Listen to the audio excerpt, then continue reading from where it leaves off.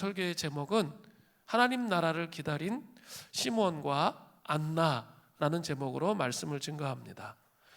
이 시대 사람들에게 기다림이라는 단어는 왠지 어감이 좋지 않습니다. 그리고 좀 답답한 느낌을 갖게 해줍니다. 빠른 속도와 빠른 결과물을 만들어내는데 익숙한 시대에 기다림이라는 단어는 익숙하지 않은 단어입니다. 그러나 중요한 것은 기다림이라는 것은 하나님의 성품 중에 하나라는 사실입니다. 이사야서 30장 18절 전반절을 보면 그러나 여호와는 기다리시나니 이는 너희에게 은혜를 베풀려 하심이요. 기다리시는 하나님이라고 분명히 하나님의 성품에 대해서 언급되어 있습니다. 또한 하나님께서는 기다리시는 하나님이실 뿐만 아니라 자신의 백성들에게 기다림을 가르치시는 그런 분이십니다. 우리는 기다림을 통해서 은혜를 베풀어 주시는 그런 하나님을 만날 수 있습니다. 믿음의 조상 아브라함도 이 기다림을 배워야만 했습니다. 자식이 없었던 아브라함은 기다림을 제대로 하지 못하면서 자신의 노력으로 하나님을 도와드리려고 했다가 오히려 화근이 된 이스마엘을 낳았습니다. 그러나 아브라함은 그 실수를 딛고 결국 기다리는 법을 배워서 100세에 이삭을 낳게 되었습니다.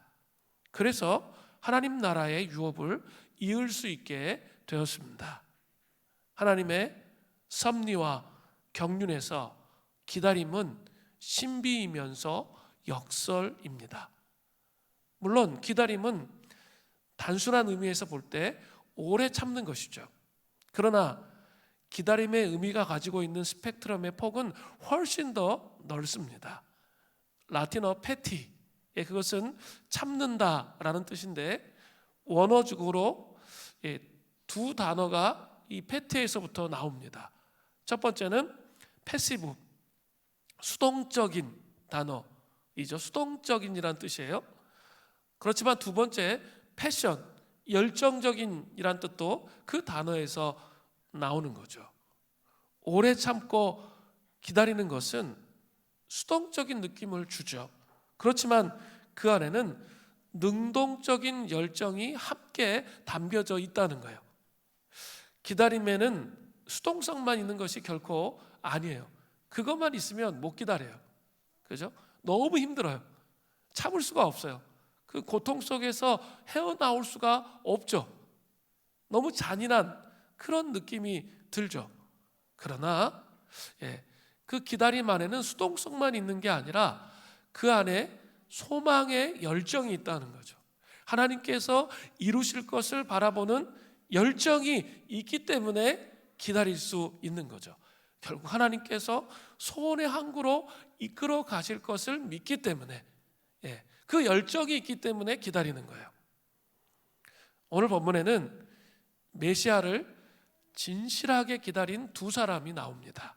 그들은 오랜 기다림 중에 우리가 상상할 수도 없는 너무나도 오랜 기다림 중에 결국 하나님께서 말씀하신 것을 보게 되는 놀라운 축복을 받습니다. 즉 하나님 나라가 이제 메시아 예수 그리스도를 통해서 시작되는 것을 두 눈으로 목격하게 되었던 것이죠. 오늘 본문을 살펴보면서 우리도 어떠한 모습으로 전교연 수련회 이후에 하나님 나라를 기다리면서 살아가야 할지 함께 살펴보기 원합니다. 먼저 오늘 본문의 상황입니다. 우리 전교연 수련회 때 누가복음 1장에서 이 가브리엘 천사가 마리아에게 수태고지하는 장면 보셨죠? 그리고 세례 요한의 탄생 기사도 살펴보았습니다. 그리고 이제 누가복음 2장이 시작되는데 2장 1절부터 20절은 여러 번 반복적으로 설교를 성탄절에 했기 때문에 제가 좀 뺐어요.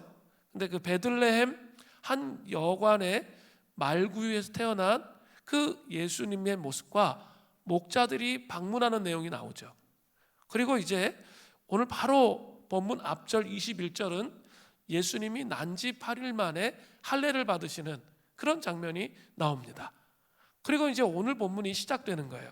누가복음 2장 22절에 보세요.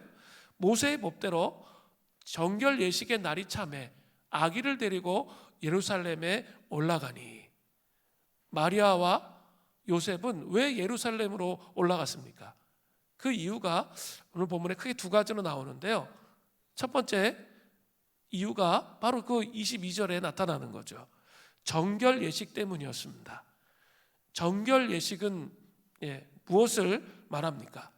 이 구약의 율법에 의하면 피를 보면 사람이 부정하게 됩니다. 그런데 아이를 낳다 보면 반드시 피를 흘리게 되죠. 그래서 산모들은 부정하게 되는데 이들이 정결하게 되는 그런 의식을 말하는 거예요. 대체적으로 부정한 기간은 남자아이를 낳으면 40일, 여자아이를 낳으면 80일 정도가 걸렸습니다. 이 기간이 딱 지나면 반드시 정결 예식을 통해서 비로소 부정함에서 벗어날 수가 있었습니다. 그러니까 예수님이 이제 태어나신 지 40일 정도가 지나신 거죠. 남자아이니까 예루살렘에 이제 올라가는 거죠. 올라가서 성전에 가서 하는 일이 뭡니까? 번제를 드리는 거죠. 두 번째는 뭘 드려요? 그 속죄제를 드리는 거죠. 번제는 이렇게 완전히 태우는 거죠. 그래서 완전한 헌신과 희생에 대해서 다시 한번 생각해 보고, 또 속죄제는 이제 죄를 속하는 제사를 드리는 거죠. 그런데 번제와 속죄제를 어떤 제물로 드렸습니까? 레위기 12장 6절부터 7절에 보면 보통 사람들은 1년 된 어린 양을 바쳐서 속죄제를 드렸어요. 그리고 좀 가난한 사람들은 집비둘기 새끼나 산비둘기를 드렸어야 됐습니다. 그게 레위기 12장 8절에 나와요. 그런데 오늘 본문에 보세요. 누가복음 2장 24절에 또 주의 율법에 말씀하신 대로 산비둘기 한 쌍이나 혹은 어린 집비둘기 둘로 제사하려 함이더라. 쉽게 얘기하면 뭐예요? 요셉과 마리아는 상당히 가난했기 때문에 산비둘기 한 쌍과 어린 집비둘기 둘로 제물을 드렸던 것이죠. 그런 이유 때문에, 정결 예식 때문에 그들이 예루살렘 성전에 올라갔어요. 또 두 번째 이유가 또 나와요. 누가복음 2장 23절에 이는 주의 율법에 쓴 바 첫 해에서 처음 난 남자마다 주의 거룩한 자라 하리라 한 대로 아기를 주께 드리고, 장자인 예수님을 하나님께 드리기 위해서 예루살렘 성전에 올라간 거죠. 이것은 출애굽기 13장과 연관되어 있습니다. 하나님께서 그 애굽의 장자들을 치시는데 이스라엘 백성들이 문설주 임방에다가 그 어린 양의 피를 딱 뿌리죠. 그러면 패스오버, 통과, 그게 6월절이죠. 6월절 사건과 연관이 되어 있는 거죠. 그리고 이때부터 이제 이스라엘의 모든 장자는 죽었다 살아났죠. 그러면서 하나님께 드리는 그런 규례가 생겨난 거예요. 출애굽기 13장 12절에 보면 이스라엘 자손 중에서 사람이나 짐승을 막론하고 태에서 처음 난 모든 것은 다 거룩하게 구별하여 내게 돌리라. 이는 내 것이니라 하시니라. 이 첫 장자를 하나님의 것이기 때문에 돌려드리는 것이죠. 이 규례 때문에 예루살렘 성전에 올라갔죠. 예루살렘 성전에 올라갔는데 이 하나님 나라를 기다리는 두 종류의 사람을 만나게 되었던 거죠. 첫 번째는 시므온입니다. 시므온은 오늘 크게 누가복음 2장 25절부터 26절을 보면 그의 그 성품이 아주 잘 나타나 있습니다. 이 성품의 내용을 통해서 그 시므온이 하나님 나라를 어떻게 기다렸는지 살펴볼 수 있습니다. 첫 번째는 의롭고 경건한 사람이었습니다. 하나님을 경외하는 사람이었습니다. 누가복음 2장 25절 전반절에 보니까 예루살렘에 시므온이라 하는 사람이 있으니 이 사람은 의롭고 경건하여. 의롭고라는 표현은 아주 율법에 충실한 시므온의 외적 생활을 묘사하는 거죠. 우리 사가랴도 그랬었죠. 의로운 사람이라 칭함을 받았어요. 율법에 아주 철저했던 사람이에요. 또 경건하여는 신약 성경에서 누가만 사용하는 단어인데 아주 신중한, 조심성 있는 이러한 의미를 가지고 있어요. 이것은 시므온의 내적 성품이 담겨져 있는 말이죠. 하나님을 경외하는 겸손한 마음을 소유하고 있다는 것을 보여주고 있습니다. 하나님 나라를 정말 기다리는 삶을 살아가는 자는 반드시 이 첫 번째 모습이 나타나야 돼요. 하나님을 경외하는 거죠. 수련회 이후에 우리의 삶을 살아갈 때 가장 먼저 있어야 할 마음이 바로 하나님을 경외하는 겁니다. 경외라는 말은 두려움과 존경의 마음으로 하나님을 섬겨간다는 말이죠. 하나님을 경외하는 사람들은 하나님과 친밀한 관계 안으로 들어갑니다. 시편 25편 14절에 우리 잘 아는 말씀이에요. 여호와의 친밀하심이 그를 경외하는 자들에게 있으며 그의 언약을 그들에게 보이시리로다. 분명히 말씀하셨어요. 여호와의 친밀하심이 누구에게 있는 거예요? 그를 경외하는 자들에게 있다라고 말씀하세요. 그러니까 하나님을 경외하면, 그러니까 친밀한 관계 안에서 삶을 살아갈 수 있다는 거죠. 그래야 하나님 나라를 기다리면서 살아갈 수 있게 된다는 거예요. 그런데 우리는 좀 착각하는 게 있어요. 우리는 익숙한 것을 친밀한 것으로 착각하는 경향이 있습니다. 익숙해진다는 것은 때때로 아주 위험해요. 익숙해진 후에 함부로 대할 수 있기 때문에 그렇죠. 그죠? 맨 처음에 참 부부관계가 존중의 관계였는데 익숙해지니까 그때부터 이제 함부로 대하면서 서로 상처를 주고받을 수 있잖아요. 사람들은 익숙해지면 상대방에 대해서 존중심 없이 대하는 경향이 있습니다. 말도 막 함부로 하게 되죠. 우리도 잘 모르는 사람에게나 처음 만나는 사람에게는 아주 예의 바르게 행동하죠. 그러나 익숙한 사람들에게는 좀 무례하게 행동하는 경향이 있습니다. 그래서 영성가 달라스 윌라드는 이런 말을 했어요. 익숙함은 경멸함을 낳는다. 아주 심오한 말을 했는데 하나님과의 관계에서 우리 안에 익숙함이 경멸함을 낳는다는 거예요. 이것들 한번 좀 잘 생각해 보세요. 우리도 신앙생활을 하다 보면 이렇게 익숙하게 예배드리고 익숙하게 그냥 보혈기도 하고 익숙하게 성경 읽고 이러다 보면 정말 이 친밀한 관계를 빼먹을 수 있어요. 하나님이 어떤 분이신지 경외하는 거 빼먹고 그냥 습관적으로 종교적으로 그렇게 예배드릴 수가 있고 그런 삶을 살아갈 수 있다는 거죠. 그 태도가 뭐라는 거예요? 바로 경멸하는 태도일 수 있다는 거예요. 하나님이 원하시는 것은 익숙함이 아니에요. 그것이 아니고 친밀함이에요. 친밀함. 하나님과 친밀함의 근원에는 하나님을 경외하는 마음이 계속 끊임없이 우리의 마음속에 있어야 된다는 거죠. 하나님을 경외한다는 것은 하나님이 어떤 분이신지 아는 거예요. 하나님이 어떤 분이신지를 계속 맛보아 아는 것입니다. 하나님을 존중하는 거예요. 하나님을 하나님으로서 존중하는 것을 말해요. 존귀히 여기는 것을 말해요. 가까이 하지만 무례하게 대하지 않는 것을 말하는 거예요. 그런 까닭에 친밀한 사귐은 최상의 사랑의 예술입니다. 메를린 앤드레스의 더 넓게, 더 깊게라는 책이 있는데 그 책에 이런 말이 나와요. 친밀감을 이룬 두 인격은 서로 깊이 존중하고 상대방의 끊임없는 관심과 사랑을 체험하기를 원합니다. 그들은 결코 상대방을 무시하지 않고 주의 깊게 경청할 것입니다. 아주 심오한 말이에요.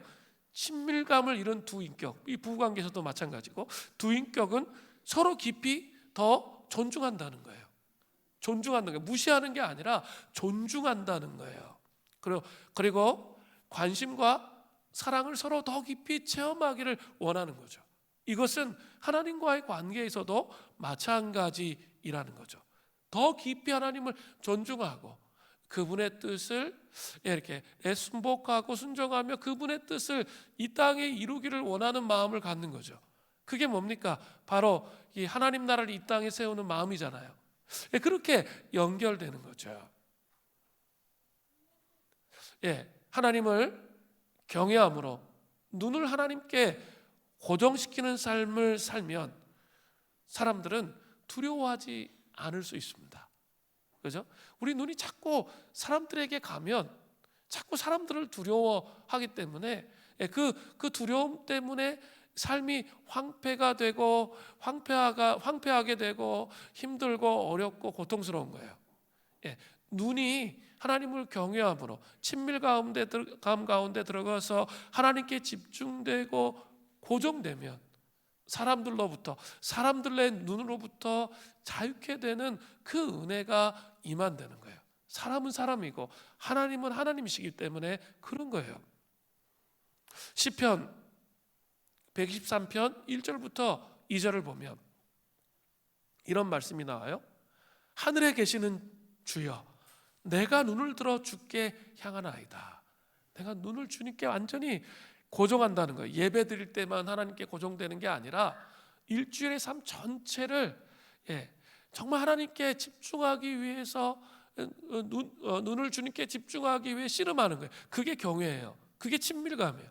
근데 어느 정도로 씨름하냐면 상전의 손을 바라보는 종들의 눈같이, 상전이 지시할 것을 바라보는 손을 바라본다는 거죠. 종들이 그런 것처럼 여주인의 손을 바라보는 여정의 눈길이 우리의 눈이 눈같이 우리의 눈이 여호와 우리 하나님을 바라보며 우리에게 은혜 베풀어 주시기를 기다리나이다.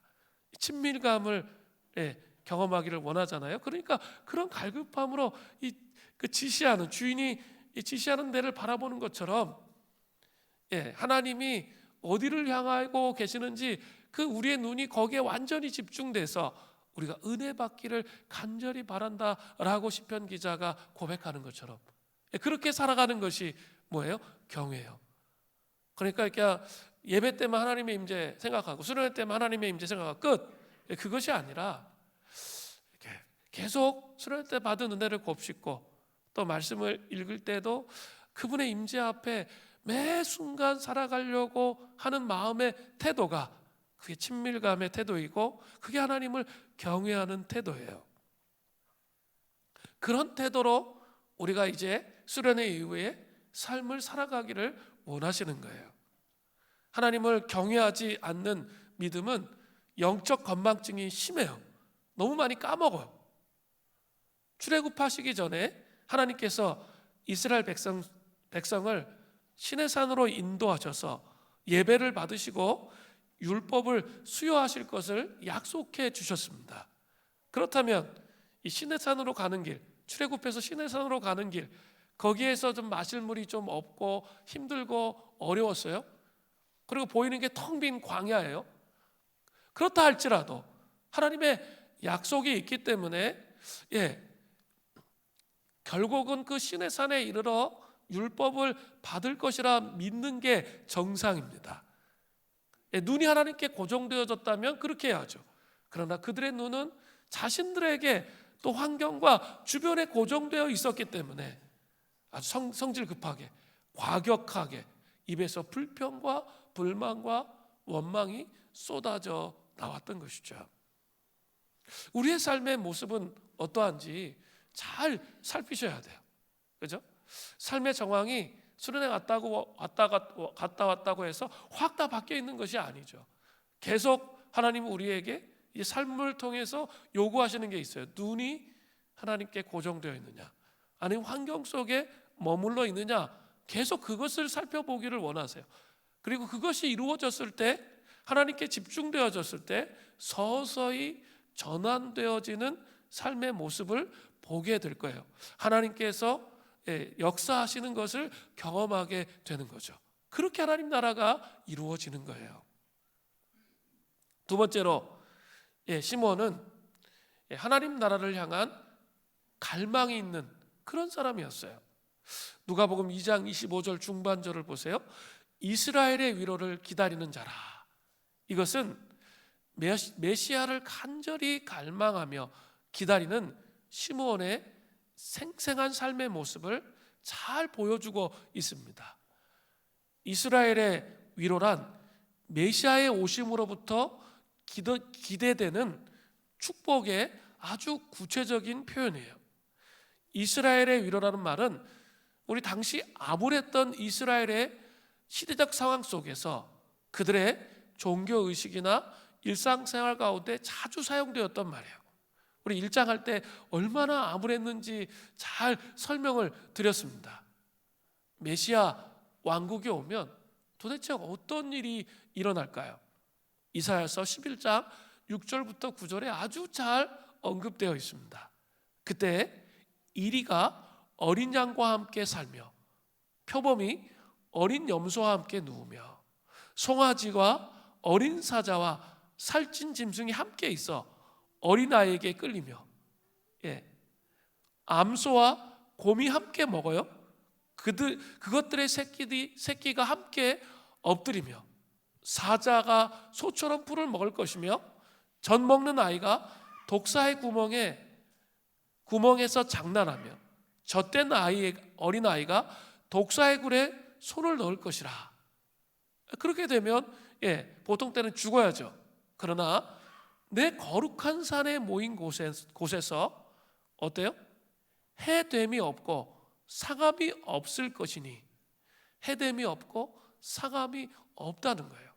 이는 물이 바다를 덮음 같이 여호와를 아는 지식이 세상에 충만할 것임이니라. 메시아가 오면 여호와를 아는 지식이 온 세상에 충만해지고 화해와 화평과 새로워짐의 역사가 일어날 것이다 라고 말하는 거죠. 이게 이스라엘의 위로예요. 시므온은 절망의 시대 가운데 이러한 소망의 나라가 오기를 고대하는 그런 삶을 살았습니다. 우리는 어떻죠? 메시아를 맞이한 우리 시대는 어떤 모습으로 주님을 갈망하며 살아야 할까요? 이건 또 우리 시대의 화두입니다. 메시아 왕국은 다른 말로 하면 하나님 나라입니다. 하나님 나라 하면 반드시 기억해야 할 두 가지 단어, 영어 단어가 있죠. already와 not yet입니다. 이미와 아직, 이미와 아직이라는 이 긴장점 가운데 예수 그리스도께서 메시아가 우리 가운데 오셨습니다. 그러니까 2000년 전에 예수님이 십자가에 못 박혀 돌아가신 후에 부활 승천하신 후에 이미 하나님 나라가 시작되었고 도래했습니다. 그리고 이 땅 가운데 하나님 나라를 흐릿하지만 볼 수 있게 됐다는 거죠. 그러나 그 하나님 나라의 완성은 not yet, 아직이에요. 예수님께서 다시 재림하실 때 온전히 이루어지게 되는 거죠. 하나님은 그 하나님 나라를 교회라는 공동체를 통해서 이 땅에 이루기를 원하세요. 그런데 교회는 어떻습니까? 교회하면 저는 필립 얀시의 나의 사랑 나의 고민, 제가 제일 먼저 떠오르는 단어가 그거예요. 교회는 나의 사랑이지만 또 한쪽에서 나의 심각한 고민이에요. 그건 뭐예요? 하나님 나라가 이미 임해 있기도 하지만 여전히 혼의 타락에 묶여있는 모습이 교회 안에 있다는 거예요. 정교회 수련회 가서 성령의 충만함을 받으며 사람들이 어때요? 자기들의 이기적인 삶의 태도와 모습을 회개하죠. 그리고 또 사랑의 영이 충만하게 하늘로부터 성령님으로부터 부어지면 사람들을 사랑하고 섬겨야겠다는 그 마음을 가져요. 많은 사람들이 그런 마음을 가졌어요. 그러나 수련회를 돌아와서 이게 성령의 충만함을 유지하지 못하는 거예요. 말씀 묵상하고 기도로 씨름하고 하향적인 삶에 대한 씨름이 없으면 어떨까요? 다시 죄된 본성이 올라오잖아요. 그러면서 다시 또 은혜 떨어진 그리스도인의 모습으로 있죠. 교회 안에 있음에도 불구하고 그 많은 문제들을 야기시키잖아요. 그 이중적인 모습이 교회 안에 있다는 거죠. 여러분, 이것을 인식해야 돼요.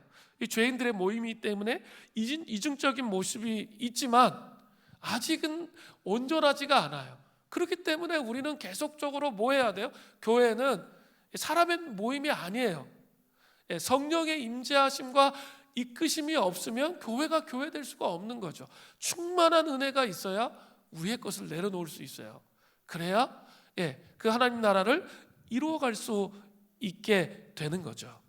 그리고 주님이 재림하시는 날, 그날 온전한 모습으로 우리는 그 주님의 재림하시는 날 온전하게 하나님 나라가 세워지게 되는 거죠.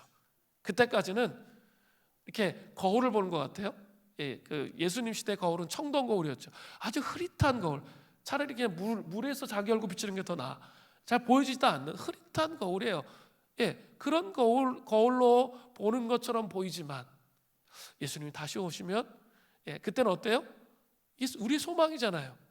얼굴을 맞대고 보는 것처럼 이 모든 성경의 비밀 안에서 있었던 우리가 전교인 수련을 통해서 경험했던 풍성한 은혜가 매일 지속되는 거예요. 그런 때가 오는 것이죠. 그렇기 때문에 우리 하나님의 백성들은 어떻게 해야 돼요? 이 땅에서 교회뿐만 아니라 삶의 현장, 또 가정, 이런 곳에 하나님 나라가 도래하기를 소망하며 씨를 뿌리며 삶을 살아가는 거예요. 그러나 완벽하게 내가 생각한 완벽주의 100% 그렇게 임할 거라 생각하면 안 돼요. 그렇죠? 그렇기 때문에 한 가지, 두 가지 이 씨앗이 자라가지고 싹이 맺혀지는 것들을 보면서 감사하면서 하나하나 바꿔가는 거죠. 그리고 주님이 오실 때 완벽한 하나님 나라가 온다는 것을 생각하면서 그렇게 살아가야 되는 거죠. 그리스도인들은 땅만 바라보며 사는 자가 결코 아니에요. 하나님의 나라의 소망과 비전을 위해 자신을 내어드리는 그런 삶을 살아가는 거죠. 그런데 이런 하나님 나라가 어떻게 우리 가운데 옵니까? 누가복음 13장 18절부터 21절에 두 가지 비유가 나오죠. 그러므로 예수께서 이르시되 하나님 나라가 무엇과 같을까? 내가 무엇으로 비교할까? 마치 사람이 자기 채소밭에 갖다 심은 겨자씨 한 알 같으니 자라 나무가 되어 공중의 새들이 그 가지에 깃들였느니라. 또 이르시되 내가 하나님 나라를 무엇으로 비교할까? 마치 여자가 가루소말 속에 갖다 넣어 전부 부풀게 한 누룩과 같으니라 하셨더라. 두 가지 비유가 나오죠. 겨자씨 한 알. 하나님 나라는 이렇게 이 말씀의 가치를 통해서 우리 안에 희미하게 나의 삶 속에 비춰져요. 명확하게 비춰지는 게 아니라 희미하게 씨앗 형태로 오는 거예요. 우리 가정에 여러 가지 힘들고 어려운 일이 있지만 하나님께서 이렇게 해주실 거다라는 희미한 상태에 그게 오는 거예요. 맨 처음에. 그래서 겨자씨라는 게 아주 너무 작아요. 작은데 그런 식으로 이게 들어오기 시작합니다. 그걸 잡아야 돼요. 그 말씀의 약속을 잡기 시작하면 어때요? 땅에 심으면 이제 점점 자라기 시작하는 거예요. 그러면서 이게 없는 게 보여지지 않았던 게 실상으로 오는 거죠. 그리고 이게 그 겨자씨가 자라는 게 보여요, 안 보여요? 안 보이죠. 보이지가 않아요. 매일 물 줘도 잘 안 보여요. 그런데 한 1년 지나면, 아니면 한 달 지나면, 2달 지나면, 1년 지나면 어때요? 이거 점점 자라고 있는 게 보이는 거죠. 그러면서 실상이 되는 거죠. 하나님 나라는 그렇게 실상이 되는 거예요. 직장생활 처음 갔는데 청년들 같은 게 말단이에요. 근데 거기 하나님 나라가 보이겠어요? 보이지 않습니다. 그래서 정말 어렵고 힘든 일만 보이죠. 그러나 인내하고 기다리고 정말 보이지 않지만 계속 물을 주는 거예요. 그러다 보면 서서히 이제 직급이 올라가죠. 그러면서 영향력이 생겨요. 그러면서 하나님 나라가 오는 거죠. 맨 처음부터 자기가 완벽하게 이루려고 할 수 없다는 거죠. 맨 처음에는 바닥을 굴러야 되는 거예요. 그죠? 그런데 그런 거 없어. 그냥 한 방에 뭔가를 뻥 하려고 해요. 그거는 세상의 가치예요. 절대 그렇게 오지 않습니다. 하나님 나라는 피와 땀과 눈물 없이는 오지 않아요. 제가 경험한 하나님 나라는 피와 땀과 눈물 없이는 오지 않아요. 그렇게 온다는 거죠. 여러분 종교인 수련회 하시면서 어땠는지 모르겠어요. 저는 이번에 되게 좀 은혜를 많이 받은 것 중에 하나가 청년들이었어요. 이게 얼마 전에 어떤 우리 집사님이 대표 기도했는데 청년들을 통해서 하나님 정말 부흥이 시작되게 해주십시오. 제 마음에 아주 깊이 감동이 돼서 제 가슴에 이렇게 새긴 말 중에 하나예요. 그런데 이렇게 청년들하고 쭉 나누다 보니까 이번 수련의 특징은 뭐냐면 거대한 이 생각의 패러다임의 변화가 있었어요. 이렇게 공동체가 소중하고 공동체와 함께 이렇게 하나님 나라를 이루어가야 되는구나라는 아주 커다란 어떤 의식의 변화, 그게 그냥 자연스럽게 마음속에 새겨지는 변화가, 제가 이렇게 어른들도 이렇게 얘기해 보니까 이렇게 거의 비슷해요. 이렇게 어떤 의식적인 변화가 있었어요. 이렇게 성령께서 하신 거죠. 그걸 모르고 있었던 게 아닌데 그게 이제 가슴 속에 다가온 거예요. 이렇게 공동체와 더불어 함께 세워가야 되는구나. 이런 거를 이제 알게 됐어요. 하나님 나라를 이게 나 혼자는 되는 게 아니구나. 우리 가정에 이 하나님 나라의 소망을 세우는 것, 직장에 세우는 것, 교회를 세우는 것 다 이게 나 혼자 되는 게 아니라는 것을 알게 된 것 같아요. 청년들도 그것을 동일하게 이번에는 깊게 은혜를 받았어요. 특별히 이렇게 은혜를 받은 것들을 나누다 보니까 우리 이렇게 우리 수련회 자원봉사팀으로 섬겼던 우리 장로님들, 집사님들 이 섬김을 보고 자기 너무 감동이 됐대요. 그래서 자기도 이렇게 이런 섬김의 모습을 보니까 나도 이 교회에 녹아져서 이런 섬김을 통해서 같이 하나님 나라를 이루어 가야겠다, 이런 생각이 들었다는 간증을 하더라고요. 최고의 간증이에요. 최고의 칭찬이에요. 그리고 또 뭘 얘기했냐면 우리 교회는 정말 아이들이 진짜 많잖아요. 그리고 이렇게 다음 세대에 대한 관심이 많잖아요. 청년들이 그동안은 이렇게 좀 이 세대 간의 이 단절이 있었던 것 같아요. 그러니까 그걸 잘 몰랐다가 이번에 막 얘기하고 그 아이들이 막 이렇게 헌신적으로 하나님 앞에 서서 이렇게 섬기는 그 모습을 보면서 좀 몇몇 사람이 공통적으로 고백했던 거예요. 결혼에 대한 소망이 없었는데 자기는 그냥 우울하고 그냥 삶이 막 그랬는데 결혼에 대한 소망이 생겼대요. 그러면서 자기도 이런 공동체에서 함께 이런 자녀를 키우면서 양육하면서 함께 세워가야겠다, 그런 이야기를 하는 거예요. 그 얘기 들을 때 진짜 마음에 감동이 됐어요. 우리 물등산 수림교회 성도들이 정말 그냥 삶을 통해서 자연스럽게 이렇게 그 청년들에게 희망을 던져준 거잖아요. 요새 청년들 희망이 없어요. 그래서 모여 앉아 있으면 우울해. 일단 제가 이걸 깨려고 정말 몇 년 동안 노력했는지 몰라요. 설교할 때마다 얼굴 표정을 보면 너무 답답하고 막 어떻게 표현할 수 없는 괴로움과 막, 그래서 설교가 맨날 길어져. 막 제가 꼰대가 됐나 봐요. 그래서 잠깐 설교 길어지고 막 이랬거든요. 너무 보고만 있으면 답답했는데 이번에는 이렇게 스스로 느껴서 고백하는 거예요. 레크레이션을 했어요. 마지막 날 우리 송민경 집사님이 이렇게 하셔가지고 한 2시간 얼마를 하더라고. 이렇게. 근데 레크레이션을 했는데 사랑의 공동체를 느꼈대. 그리고 하나도 우울하지 않고 위로 쫙 올라가는 걸 느꼈대. 이게 이렇게 다 영적인 존재를 가지고 다 아는 거야, 자기들도. 그래서 자기들 맨날 자기 혼자 잘 열심히 하다가 이렇게 그냥 결혼에 꼬리내서 비용 아장 가려고 했는데 그러면 안 되겠다.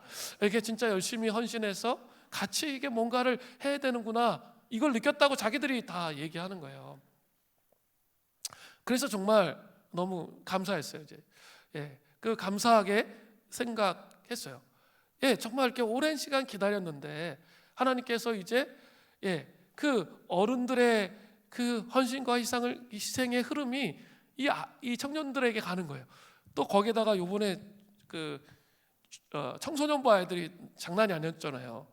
그래가지고 밑에서 또 치고 올라오는 거예요, 애들이.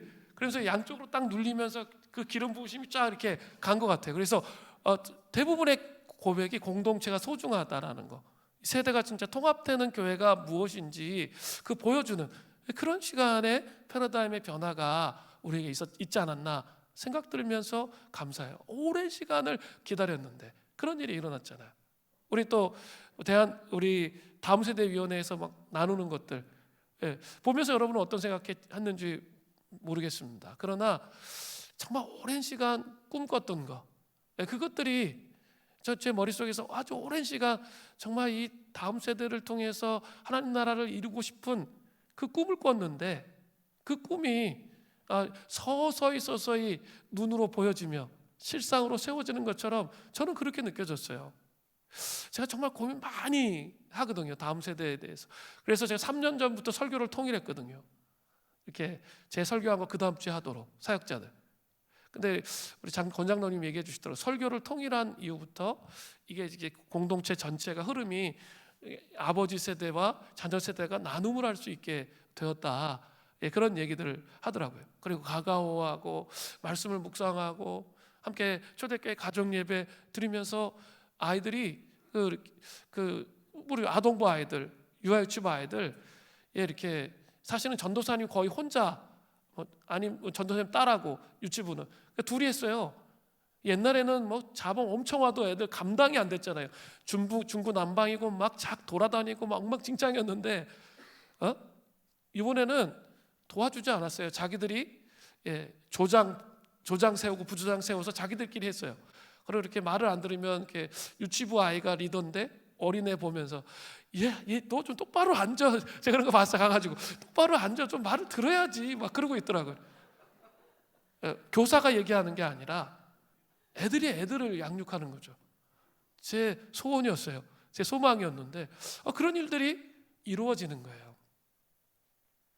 그게 뭐요? 현실로 이렇게 와 있는 거예요. 수련회 때 애들도 수련회 했는데 정말 진지한 수련회 했더라고요. 이렇게 논 게 거의 없어. 성경 갖고 토론하고 얘기하고 막 하는데 애들 다 집중해서 그거를 하는 거예요. 여러분 어떻게 생각하세요? 이게 교회 학교 교육에서 가능할 거라고 여러분 생각이나 해보셨어요? 저는 그게 가능할 거라고 많이 생각하지 못했어요. 근데 그게 꿈을 꿨는데 비전을 갖고 소망을 가졌는데 그게 이루어지는 거죠. 우리 양희연 전도사님 오셔서 하셨죠. 근데 저한테 계속 얘기했던 건, 목사님 교회 공동체가 정말 따뜻한 것 같아요. 마음이 성도님들이 따뜻한 그 사랑의 공동체의 그 느낌을 갖고 계신 것 같아요. 뭐 이런 얘기들 같이 나누어 주더라고요. 그래서 저도 그렇구나. 우리 다른 교회랑 좀 다른 그런 모습이 이런 거구나. 사랑과 긍휼이 정말 많은 것 같은 그런 얘기를 하더라고요. 그리고 우리 북한 사역도 오늘도 아까 한 집사님하고 얘기했는데 자기 처음으로 12년 전에 처음으로 외국 나가는데 압록강 도망가 목사님 쫓아서 갔던 거 그게 기억난다고 자기도 막 그런 얘기 했는데 그 10몇 년 전에 갔던 그것이 그 머릿속에 비전으로 남아서 그 사역이 이루어지잖아요. 사역이 이루어지는 거죠. 아무것도 없었는데 뭐 투르키예 난민성에서도 마찬가지. 아무것도 없었는데 하나님이 주신 그 비전을 따라가니까 그 일들이 이루어지는 것이죠. 이것을 여러분 이제는 어떻게 하셔야 되냐면 여러분의 삶에 적용해야 돼요. 아무것도 없지만 내 삶에 정말 이렇게 답답하고 정말 이루어질까? 안 이루어질까? 정말 하나님 나라가 내 삶에 도대체 뭘까? 이런 고민이 여러분 처절하게 있으셔야 돼요. 때로는 그것이 낙심이 되기도 해야 돼요. 저도 수없이 그런 과정을 통해서 이루어지는 거예요. 그러면 반드시 하나님 나라의 열매를 맺게 되는 겁니다. 그 은혜가 우리에게 있기를 바라요. 세 번째, 시몬은 성령의 임재 안에 거하는 사람이었습니다. 누가복음 2장 25절 후반절을 보세요. 성령이 그 위에 계시더라. 표준 세번역으로 보면 성령이 그에게 임하여 있었다라는 뜻이에요. 하나님 나라를 기다리는 사람 시몬은 성령의 임재 안에 거하는 사람이었어요. 그는 26절에 성령의 지시를 받았어요. 또 27절에 성령의 감동을 받아서 삶을 인도함 받았습니다. 이것은 사도행전 2장의 오순절 성령 강림 이전의 이야기예요. 성령 강림 이전에는 하나님께서 허락하신 특별한 몇몇 사람들에게만 성령의 임재와 인도하심이 있었습니다. 그러나 우리는 오순절 성령 강림 이후 사도행전 2장 이후에 살고 있어요. 그럼 모든 그리스도인은 충만하게 성령의 임재 안에 거하는 삶을 살게 되어 있습니다. 당연히 우리들도 그리스도인이라면 성령의 임재 안에서 삶을 살아갈 수 있게 됩니다. 하나님의 사람은 성령의 사람이 되어야 하는 거예요. 성령의 인도하심을 받으려면 어떤 모습이 필요합니까? 중세의 신비가인 마이스터 에크하르트가 이렇게 말했어요. 한 통에 두 종류의 음료를 동시에 담을 수 없습니다. 만약 통에 포도주를 담고자 한다면 먼저 그 안에 물을 따라내고 통을 깨끗이 비워야 합니다. 하나님이 주신 기쁨을 누리고자 한다면 먼저 당신이 만들어낸 모든 것을 따라내거나 버려야 합니다. 하나님이 주신 기쁨이 뭘까요? 성령의 인도하심을 받는 삶을 살기를 원하죠. 그렇다면 내가 성령 충만하지 않았을 때 내가 만들어 놓았던 여러 가지 통의 다른 음료들, 오물들, 그것을 먼저 제거해야 되는 거예요. 그래서 전교인 수련회가 필요한 거죠. 우리가 전혀 인식하지 못했는데 기도하다 보니까 깨닫잖아요. 내 안에 이런 오물들이 너무 많았구나. 그걸 제거하면 그 다음부터 성령님이 우리 영혼 안에 통치하기 시작하는 거예요. 그러면 성령의 이끄심과 인도하심의 삶이 무엇인지 알게 되는 거죠. 내가 그토록 집착하고 있었던 것, 물질, 자녀, 아니 건강, 이런 것들을 내려놓게 되잖아요. 그게 내려놓아지면 그 다음부터 성령님이 우리 안에 충만하게 채워주세요. 그리고 그 이끄심과 인도하심이 무엇인지 그때부터 보이는 거예요. 그게 없으면 보여지지 않습니다. 하나님이 내 삶을 이끄신다는 게 잘 경험되지가 않아요. 자, 시므온이 첫 번째 뭐였어요? 하나님을 경외하는 것, 경외하는 삶. 두 번째, 하나님을 갈망하는 삶. 세 번째 뭐예요? 성령의 임재 안에 거하는 삶. 그것이 있어야 나의 삶이 하나님 나라를 이루어갈 수 있다라고 말씀드렸어요. 수련회 이후에 우리가 꼭 생각하셔야 돼요. 네 번째는 비전의 사람이었습니다. 누가복음 2장 26절에 그가 주의 그리스도를 보기 전에는 죽지 아니하리라는 성령의 지시를 받았더니, 하나님 나라를 기다리는 사람은 비전의 사람이에요. 시몬은 주의 그리스도 즉 메시아를 보기 전까지는 죽지 않는다는 성령의 지시를 받았어요. 비전의 사람은 그 일을 성취하기 전까지 결코 죽거나 좌절하거나 낭망할 수가 없습니다. 죽을 수가 없어, 이 비전을 이룰 때까지는. 그만큼 하나님 주신 비전이 엄청 중요한 거예요. 비전의 사람은 어떻게 그 비전을 성취해 갑니까? 누가복음 2장 27절에 보세요. 성령의 감동으로 성전에 들어가매. 시몬이 성령의 감동으로 성전에 들어갔죠. 마침 부모가 율법의 관례대로 행하고자 하여 그 아기 예수를 데리고 오는지라. 성령의 감동으로요. 비전의 사람, 비전을 성취해 가려면 반드시 성령의 감동하심이 있어야 된다는 거죠. 성령의 감동이라는 것은 뭐예요? 성령님의 영향력 아래라는 거예요. 비전의 사람은 성령으로 인도함을 받아 살아가는 사람이에요. 성령의 사람과 비전의 사람은 불갑을 뗄래야 뗄 수가 없습니다. 시몬은 성령의 감동하심으로 드디어 메시아를 만나는 누가복음 2장 27절에 그 내용이 잘 나타나 있어요. 성령의 사람은 비전의 사람이에요. 비전이 있는 사람은 성령의 인도하심을 따라 삶을 살아가게 된다는 거예요. 비전의 영이신 성령님, 제 영혼 안에 찾아와 주십시오. 특별히 이 전교인 수련회가 끝났잖아요. 그리고 교회 공동체의 비전들을 하나님께서 이렇게 세워가시잖아요. 그것과 맞물려서 여러분이 하셔야 될 게 뭐냐면, 나의 삶 속에 비전의 영이신 성령님, 저에게도 이 교회 공동체와 맞물려 궤적을 맞물려 갈 수 있는 비전을 허락하여 주십시오. 하나님의 비전이 우리 가정과 나의 직장 속에 이루어지는 것이 무엇인지 알게 해주십시오. 주님 깨닫게 해주십시오. 야망이 아니라 하나님이 주신 그 비전이 무엇인지 알게 해주십시오. 지금이야말로 이 부활의 절기에, 오순절 성령 강림의 이 절기에 여러분 계속적으로 그 기도하셔야 돼요. 지금이야말로 이제는 비전의 영이신 성령님께서 우리를 찾아오셔서 나의 삶에 작은 것이어도 괜찮습니다. 우리 자녀를 잘 세우는 비전이 좋습니다. 어떤 비전이 상관없어요. 이 공동체와 함께 비전을 세워가시는 그 성령님을 여러분이 꼭 만나셔야 된다는 거죠. 자, 그런 비전을 이제 갖고 씨름하는데, 비전의 사람이 꿈이 성취되었을 때 어떤 마음일까요? 평생 꿈꾸는 비전이 여러분의 삶 가운데 이루어진다면, 자, 비전을 이제 잡았어요. 그 꿈을 이제 계속 갖고 기도했는데 그게 이루어진다면 감격에 넘칠 것입니다. 시몬은 오직 한 가지 일, 이 메시아를 기다리는 일이 이루어질 때까지 진정한 기쁨과 만족을 누리지 못했습니다. 그러나 그 앞에 드디어 메시아를 보게 되었을 때 진정한 기쁨으로 충만해졌거든요. 그래서 그는 메시아를 안고 하나님을 찬송해요. 누가복음 2장 28절이에요. 시몬이 아기를 안고 하나님을 찬송하여 이르되. 또 누가복음 2장 29절에 주제요, 주권자이신 주님, 이제는 말씀하신 대로 종을 평안히 놓아주시는 도다 라고 고백하거든요. 시몬은 비전을 성취하고 하나님을 찬송한 후에 어때요? 자신의 평안함과 자유함을 고백하고 있습니다. 이제는 말씀하신 대로 종을 평안히 놓아주시는 도다. 비전을 성취한 사람들은 바로 이러한 평안과 자유를 누리게 되는 거예요. 일 중독에 빠져 있어. 자기 야망에 빠져 있으면 일이 끝났을 때 어때요? 허망하고 허무합니다. 허전해요. 사람의 인정이 그쳐지면 허망하고 허전합니다.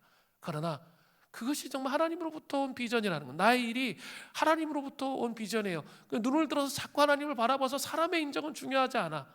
근데 내가 하나님 앞에서 이 일을 성실하게 감당했다면 그 마음속에 평안과 자유가 있게 되는 거죠. 그리고 나서 누가복음 2장 30절부터 35절이 시므온의 예언이 나타납니다. 이 부분은 오늘 시간 관계상 좀 생략하도록 하고요. 이제 간단한데 하나님 나라를 기다린 안나를 좀 더 살펴보려고 해요. 자, 그 안나는 불행하고 기그한 운명을 극복한 하나님의 사람이에요. 누가복음 2장 36절부터 37절 전반절에 보면 또 아셀 지파 바누엘의 딸 안나라는 선지자가 있어 나이가 매우 많았더라. 그가 결혼한 후 7해 동안 남편과 함께 살다가 과부가 되고 84세가 되었더라. 안나는 아셀 지파 바누엘의 딸입니다. 바누엘은 창세기 32장에 야곱이 약복 강가에서 하나님과 씨름하여 이기고 이스라엘이라는 이름을 계명하고 나서 그곳 지명에 붙여진 이름, 그 이름이 브니엘이에요. 브니엘은 하나님의 얼굴이란 뜻이에요. 근데 그 브니엘의 헬라어 음역, 히브리어를 헬라어로 음역한 게 바누엘이에요. 같은 뜻이에요. 그러니까 하나님의 얼굴이라 이름 붙여졌어요. 그 지역의 출신이라면 대단히 경건한 집안의 사람이라는 것을 쉽게 알 수 있습니다. 또 안나는 히브리어 한나의 헬라어 음역이에요. 한나 같은 말이에요. 안나라는 이름 보신 적 있나요? 들으신 적 있나요? 그게 헬라어 음역이에요. 그래서 같은 뜻이에요. 이것을 보더라도 그와 그의 가족의 믿음을 쉽게 알 수 있어요. 정말 경건하고 정말 헌신적인 가정이에요. 우리는 이렇게 정말 경건하고 헌신적 가정에는 아무 고통이나 불행이나 어려움이 없어야 된다고 생각하시죠? 그런데 불행한 일이 일어났어요. 안나가 시집을 갔는데 7해 만에 남편이 죽었어요. 그리고 과부가 되어 평생을 혼자 살았습니다. 그녀의 나이는 지금 84세예요. 그 당시 문화는 조혼 문화예요. 조혼 문화. 그러니까 한 14살 정도면 시집을 갔단 말이에요. 그러니까 무려 70년 이상을 혼자 지낸 거예요. 70년 이상을. 정말 인간적으로 생각해 보면 세상에서 가장 기구하고 불행한 삶을 살았다라고 말해야 돼요. 신대원에 가보면 정말 파란만장한 인생 많습니다. 파란만장하신 분들이 많아요. 딱 들으면 어떻게 저럴 수가, 막 입이 쩍 벌어지는, 한 번도 들어보지 못한 어이없는 일들, 인생의 막 고통, 이런 분들이 꽤 있어요. 꽤 있거든요.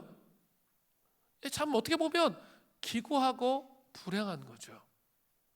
그러나 안나는 불행하고 기구한 운명을 극복하고, 그녀는 누가복음 2장 36절에 보면 하나님의 선지자로서 쓰임 받았어요. 그 기구하고 불행해요. 그래서 정말 이렇게 자기 삶을 저주하고 하나님 왜 나의 삶을 이렇게 하시는가 해버릴 수 있는 삶이었는데 그렇게 하지 않았다는 거예요. 오히려 그것을 적극적으로 어떻게 해요? 개척해요. 운명에 순응하는 거. 그래서 자기의 환경에 순응하는 거, 그건 하나님 뜻이 아니에요.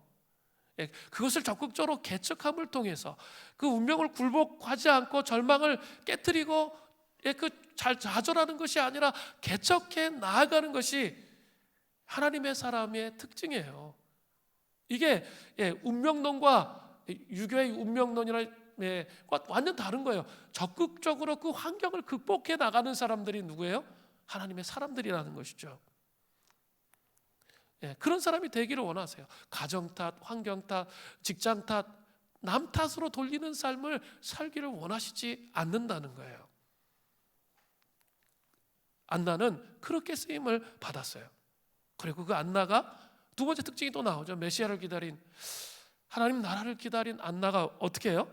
성전을 떠나지 아니하고 주야로 금식하며 기도함으로 섬기는 사람이 되었습니다. 누가복음 2장 37절 후반절을 보세요. 이 사람이 성전을 떠나지 아니하고 주야로 금식하고 기도함으로 섬기더니, 불행하고 기구한 운명을 극복한 하나님의 사람 안나의 섬김을 한번 보세요. 그의 하나님을 섬기는 수준은 정말 타의 추정을 불허해요. 성전을 떠나지 않아요. 주의 성전을 떠나지 않습니다. 그리고 주야로 금식해요. 도대체 그럼 밥은 먹은 게 언제야? 주야로 금식하면서 기도함으로 하나님을 섬겼다는 거예요. 완전히 올인한 거죠. 하나님 앞에 올인하면서 기도했기 때문에 자기의 삶이 해석됐을 거예요. 너에게는 사명이 있다. 그렇기 때문에 너의 삶을 포기해서는 안 된다. 그 음성을 들었겠죠. 메시아를 네가 보게 될 것이다. 그 음성을 들었기 때문에, 그 사명의 음성을 들었기 때문에 그는 주야로 기도하며 금식하며 섬기는 사람이 되었던 것이죠. 우리도 이런 모습이 필요한 거예요. 그게 하나님 나라를 기다리는 자의 모습이에요. 지금 여러분의 삶이 아직 아무것도 열린 것이 없어요. 수련회 갔다 와서 열린 것이 없어요. 그것을 가지고 포기하고 무너지는 게 아니라, 물론 이렇게 제가 벌써 몇몇 사람들은 열린 걸, 몇 사람 간증을 제가 듣긴 했어요. 그러나 아직 열려 있지 않아요. 그러면 나는 역시 체질이 하나님을 의지하는 게 안 되나 보다, 이렇게 하는 게 아니라는 거예요.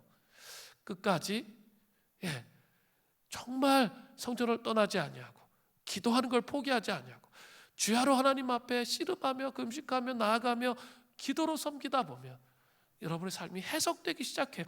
해석이 돼야, 이해가 돼야, 왜 하나님이 이렇게 하시는지 이해가 돼야 그 다음에 액션이 나오죠. 그것이 이해돼야 돼요. 그 이해가 될 때까지는 어떻게 해야 돼요? 머물러 있어야죠. 주님 앞에 머물러 있어야 되는 거예요. 그렇게 될 때 그 비전을 성취하는 하나님의 사람이 될 수 있다는 거죠.